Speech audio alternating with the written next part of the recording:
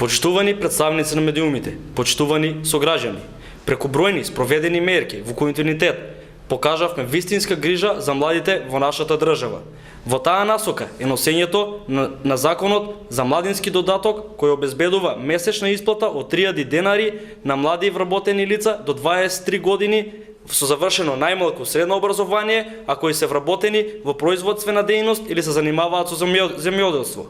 Со ова се овозможува подобрување на животниот стандард на младите и се стимулира атрактивноста на стручните занимања, за кои на пазарот на трудот постои голем интерес. Истовремено им се излегува во пресред на потребите на работодавачите со соодветно квалификувана работна сила, која тие ја бараат меѓу стручното образовани млади луѓе. Законот за младински додаток ќе придонесе за подобрување на севкупните економски односи, ќе ги поттикне економскиот раст на економијата, а со тоа ќе придонесе за зголемен вкупен економски раст и развој во Република Северна Македонија.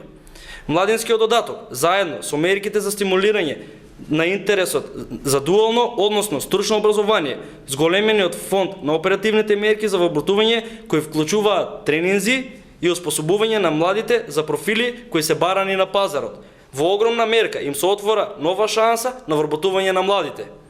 Потврда за сите заложби на СДСМ и владата изминатиот период и намалување на стапката на невработеност кај младите на 35%, која е значително намалена во однос на 2016 година, кога во времето на ВМРО-ДПМН изнесуваше 48,2%. Младите ги препознаваат овие политики и на 12 април истите ќе ги поддржат.